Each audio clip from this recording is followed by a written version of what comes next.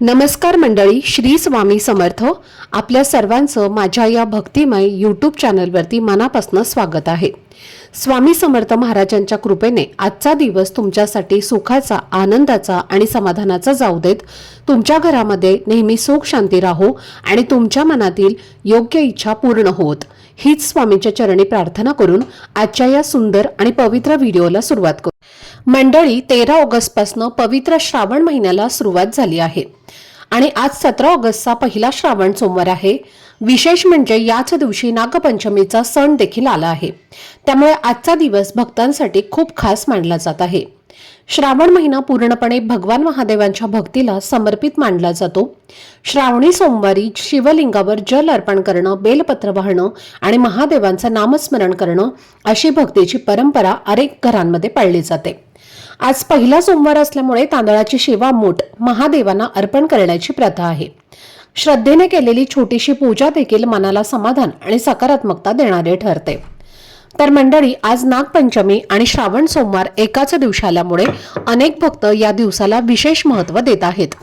म्हणूनच आजच्या दिवशी घरच्या घरी काही साधी धार्मिक सेवा करण्याची ही परंपरा आहे. आणि आजच्या या व्हिडिओमध्ये मी तुम्हाला संध्याकाळी कापुरासोबत एक वस्तू जाळण्याचा पारंपरिक उपाय सांगणार आहे, जो घरातील वातावरण प्रसन्न आणि सकारात्मक ठेवण्यासाठी श्रद्धेने केला जातो. तर कापुरासोबत आपल्याला नेमकी कोणती वस्तू जाळायची आहे आणि ती कशी वापरायची, हा उपाय कोणत्या वेळी करायचा, याची संपूर्ण माहिती आजच्या व्हिडिओमध्ये आपण पाहणार आहोत. त्यामुळे व्हिडिओ हा स्किप न करता शेवटपर्यंत नक्की पहा, जेणेकरून तुमच्यापर्यंत योग्य ती माहिती पोहोचेल. आणि तुम्ही माझ्या चॅनलवरती जर नवीन असाल तर चॅनलला पण लगेच सबस्क्राईब करा आणि बेल आयकॉनला सुद्धा प्रेस करा, म्हणजे मी जेव्हा कधीही नवीन व्हिडिओज अपलोड करेन त्याचं नोटिफिकेशन सर्वात आधी तुम्हाला मिळेल आणि तुमचा एकही व्हिडिओ हा मिस होणार नाही. तसेच व्हिडिओला एक हाईप देखील द्या. तर मंडळी, आता आपण या व्हिडिओमध्ये सर्वात महत्त्वाचा उपाय पाहूया आणि हा उपाय आपल्याला आज संध्याकाळी करायचा आहे. त्यामुळे शक्य असेल तर वेळ काढून शांत मनाने हा उपाय नक्की करा. हा उपाय प्रदोष काळापासून रात्री 9:30 वाजेपर्यंत करता येईल, म्हणजे सूर्यास्ताच्या आसपासचा जो वेळ असतो तर यासाठी तो योग्य मानला जातो. या काळात महादेवांची पूजा करण्याची आपल्या परंपरेत विशेष पद्धत आहे. शक्य असेल तर श्रावण सोमवारीची पूजा सुद्धा याच वेळी करा, कारण संध्याकाळची पूजा करताना घरातील वातावरण शांत आणि प्रसन्न ठेवण्याची परंपरा आहे. तर मंडळी, आपल्या धार्मिक परंपरेमध्ये कापराला विशेष महत्त्व आहे. पूजा झाल्यानंतर कापूर प्रज्वलित करून आरती करण्याची पद्धत आजही अनेक घरांमध्ये श्रद्धेने पाळली जाते. कापूर जाळताना त्याचा सुगंध घरभर पसरतो आणि त्यामुळे वातावरण प्रसन्न वाटते. म्हणूनच अनेक जण संध्याकाळच्या वेळी कापूर लावून घरातील वातावरण शुद्ध आणि आनंदी ठेवण्याचा प्रयत्न करतात. आजचा दिवस श्रावण सोमवार आणि नागपंचमीचा असल्यामुळे अनेक भक्त या दिवशी विशेष पूजा आणि सेवा करतात. अशा वेळी घरातील वाद कमी व्हावेत, मन शांत राहावं आणि कुटुंबात प्रेमाचे वातावरण निर्माण व्हावे, यासाठी हा साधा उपाय श्रद्धेने केला जातो.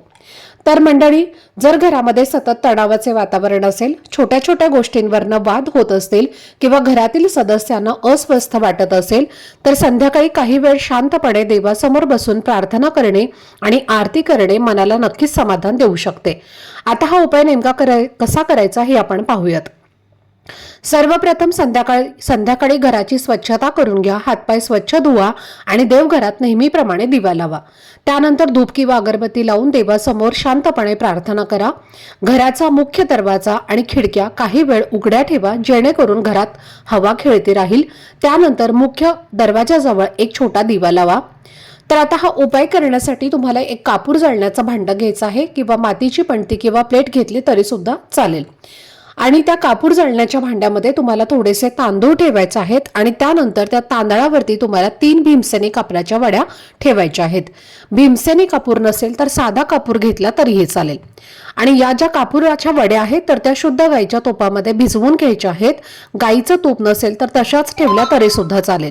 आणि या कापरासोबतच तुम्हाला एक दालचिनीची काडी असते, म्हणजे दालचिनीचा एक तुकडा असतो, तर तो सुद्धा ठेवायचा आहे. यामुळे घरात संपत्तीची ऊर्जा सक्रिय होते होते, सकारात्मकता येते, त्याचबरोबर आर्थिक आवकेचे मार्ग खुले होतात आणि त्यानंतर हे भांड आपल्या देवघरासमोर ठेवायचं आहे. एक आसन घ्यायचं आहे, आसनावरती बसायचं आहे. 2 लवंगा आपल्या उजव्या हातामध्ये घ्यायच्या आहेत. लवंगांना फूल असेल अशा 2 लवंगा तुम्हाला हातामध्ये घेऊन हाताची मूठ घट्ट बंद करायची आहे आणि तुम्हाला 21 वेळेला महामृत्युंजय मंत्राचा जप करायचा आहे किंवा ओम नमः शिवाय, ओम नमः शिवाय या मंत्राचा जप करायचा आहे. जर स्त्रिया उपवास करत असतील तर त्यांनी फक्त नमः शिवाय या मंत्राचा जप करायचा आहे. 21 वेळेला हा मंत्र म्हणून झाल्यानंतर त्या 2 लवंगा सुद्धा तुम्हाला त्या कापुरासोबत म्हणजे कापुराच्या भांड्यामध्ये ठेवायच्या आहेत. कापुरासोबत या 2 लवंगा जाळल्याने घरातील वाईट शक्ती, पितृदोष नाहीसा होतो आणि भगवान शिवशंकरांचा कृपा आशीर्वाद हा आपल्याला प्राप्त होतो. आता यानंतर हा जो कापूर आहे तर तो आपल्याला प्रज्वलित करायचा आहे. कापूर प्रज्वलित केल्यानंतर तुम्हाला ओम नमः शिवाय या मंत्राचा जप करायचा आहे. काही वेळानं ते भांड तिथून उचलायचं आहे आणि त्याचा धूर हा संपूर्ण आपल्या घरामध्ये फिरवायचा आहे. त्यामुळे घरातील नकारात्मक ऊर्जा, इडापिडा, अलक्ष्मी, अदृश्य वाईट शक्ती ही नष्ट होते.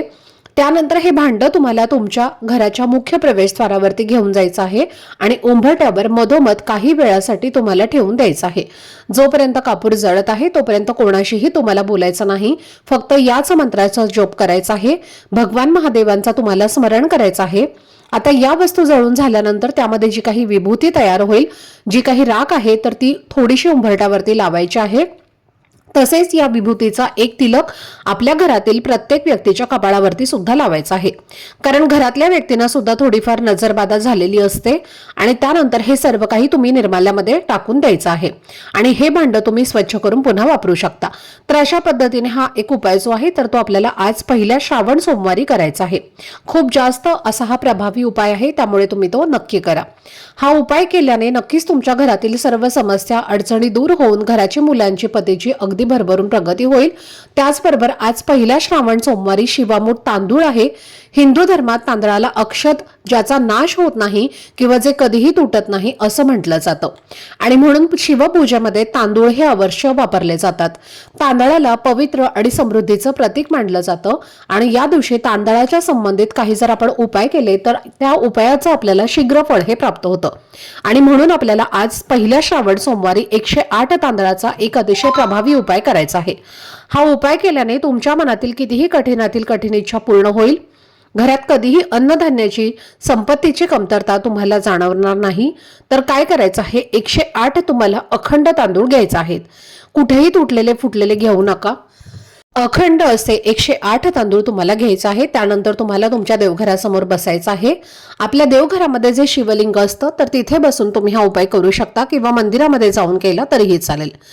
108 तांदूळ तुम्हाला एका वाटीमध्ये घ्यायचा आहे. पहिला एक तांदूळ हातामध्ये घ्यायचा आहे. एक वेळेला कमलात्मक मंत्र म्हणायचा आहे आणि हा तांदूळ तुम्हाला अर्पण करायचा आहे. यानंतर पुन्हा दुसरा तांदूळ घ्यायचा आहे. दुसऱ्या वेळी कमलात्मक मंत्र म्हणायचा आहे आणि हा दुसरा तांदळाचा दाणा सुद्धा तुम्हाला अर्पण करायचा आहे. असं तुम्हाला 108 वेळेला कमलात्मक मंत्र म्हणून 108 तांदूळ हे शिवलिंगावरती अर्पण करायचे आहेत आणि त्यानंतर एक बेलपत्र अर्पण करून तुमच्या मनातील इच्छित मनोकामना व्यक्त करायची आहे. हा उपाय जर तुम्ही श्रद्धेने आणि विश्वासाने केला तर नक्कीच तुमच्या मनातील कितीही कठीणातील कठीण इच्छा ही पूर्ण झाल्याशिवाय राहणार नाही. त्याचबरोबर तुमच्या घराजवळ जर शिवलिंग असेल तर तुम्हाला आज प्रदोष काळामध्ये फक्त तिथे मंदिराच्या प्रवेशद्वारावरती एक दिवा लावून यायचा आहे. जर या दिवशी तुम्ही शिव मंदिराच्या प्रवेशद्वारावरती तुपाचा किंवा तेलाचा दिवा लावला तर तुमच्या आयुष्यातील जी काही वाईट वेळ सुरू आहे, जी काही वाईट संकट अडचणी सुरू आहे तर ते लगेच दूर होतात, नष्ट होतात आणि भगवान शिवांच्या कृपाने प्रत्येक कामात तुम्हाला यश मिळते. प्रगतीचे मार्ग जे आहेत तर ते खुले होतात आणि म्हणून शक्य असेल तर नक्कीच तुम्ही तिथे हा दिवा जो आहे तर तो लावा.